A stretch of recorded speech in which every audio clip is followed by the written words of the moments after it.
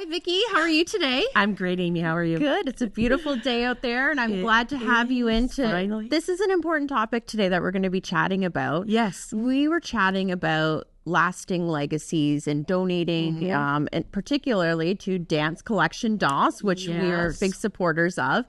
But before we dive in, let's remind people what Dance Collection DOS does. Sure. Dance Collection Dance is an organization that was founded by Lawrence and Miriam Adams almost 40 years ago.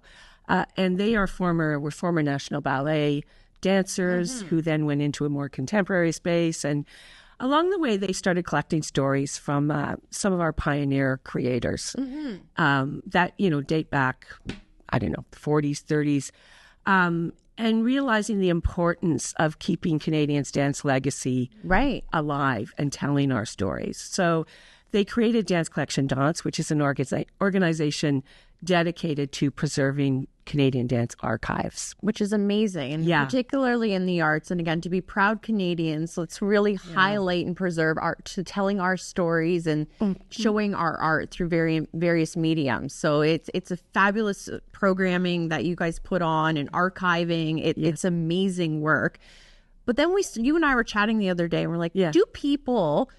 And this is very common because, my background in wealth management, we see this all the time. It's making those connections between the donations and the organization. How do you bring those things together? Yes. Often people just simply, certain time of the year, they all write their checks and then they kind of go on. And then we started thinking, but there's many different ways to give.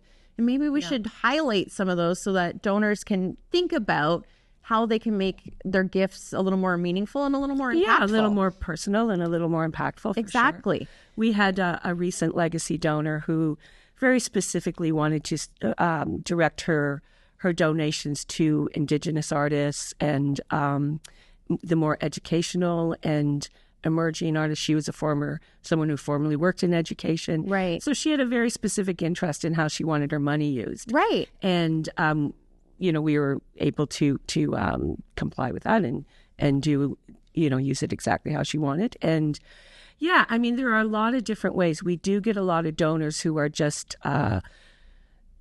possibly dance fans or have a relative who was, a dancer who is in our archives. Right. And also I should mention it's national too. We cover archives that are both national.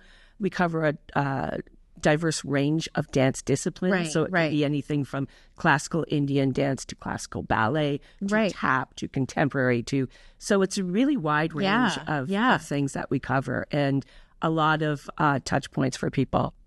Well, then we started talking about how do you do that? What are some of the ways? So there's obviously, you just write a check. Very simple. We'll take that too. Yes. We do a Hall of Fame event where it's an event that people can come out and sponsor and support. Actually, it's an amazing event. So if you haven't been, I highly encourage you check it out. It's beautifully produced and it's a really good time.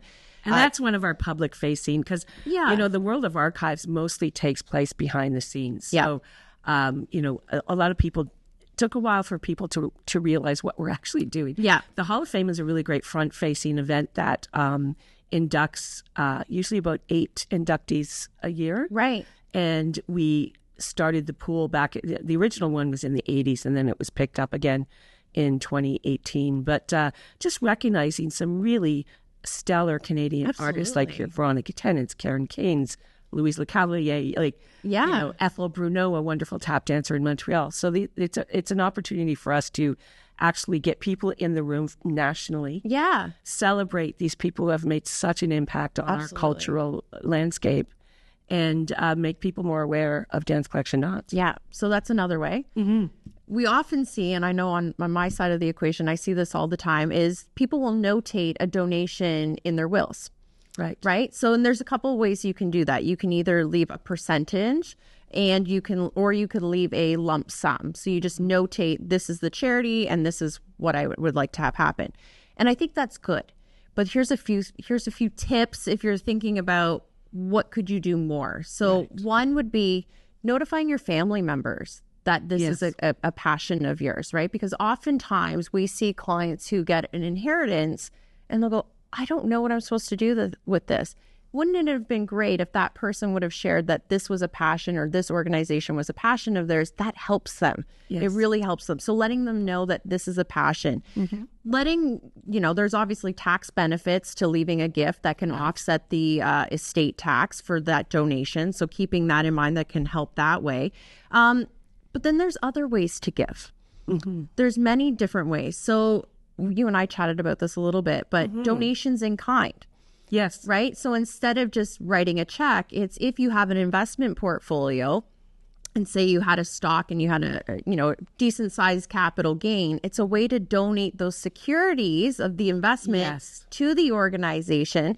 The benefit from a tax perspective is me being the donor is that capital gain. I don't have to pay that. I basically pass that on to the organization. So I get to give my gift becomes a little bit bigger, right? So instead of an after-tax dollar amount, I get to give a bigger gift at the end of the day to the organization. And typically the organization then sells the securities and then uses it for their projects. And we are seeing more and more of that. That is becoming a lot more common. Over the years, the people who are doing donations through securities are definitely increasing. Right. Other ways to do it is think about your RSPs and TFSAs. Often you put you name a beneficiary because it avoids going through probate. So you save the probate fees as long as you designate a beneficiary. That beneficiary could be a charity organization that you could gift that. Again, keeps it out of probate, goes directly to the organization. Insurance policies. Oh, another one, right? I hadn't thought of that. I know. So tell me how that works. Well, it's the same thing like an RSP or a TFSA. You get to name a beneficiary on your insurance policy. Again, you can name an organization to receive that gift. Right. So there's many different ways that when you think about it, the organization benefits, but also from a personal standpoint, you get that meaningful gift. You get to leave a bigger gift, especially when you factor in the tax savings that you get to have personally. Exactly. So there's so many different ways. Yes.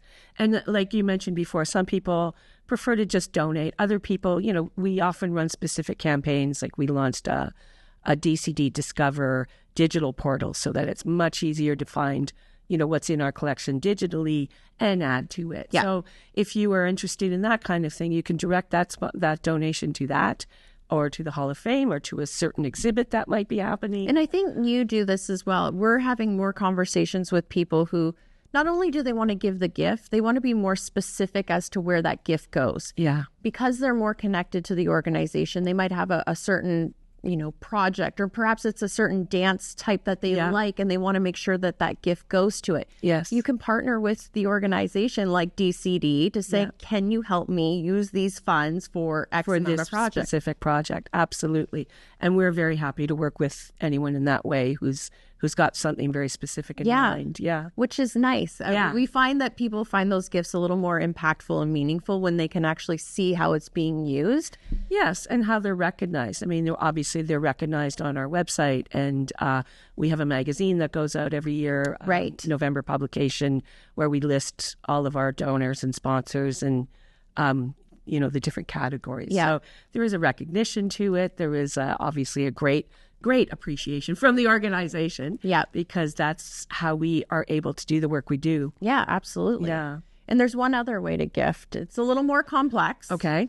Let's have it. But it can be a lasting legacy, right? So there is a way, and you can do this both while you're living or when you pass, and or both. It's where you take a chunk of money and you create what's called a donor advised fund. So it's essentially a money, whatever, you can, again, do it when you're alive, set it aside, and then all future donations come from this pool, which is great. You get all the tax benefits of doing that and full control of managing the money, but then making sure it goes to the organization and working with them.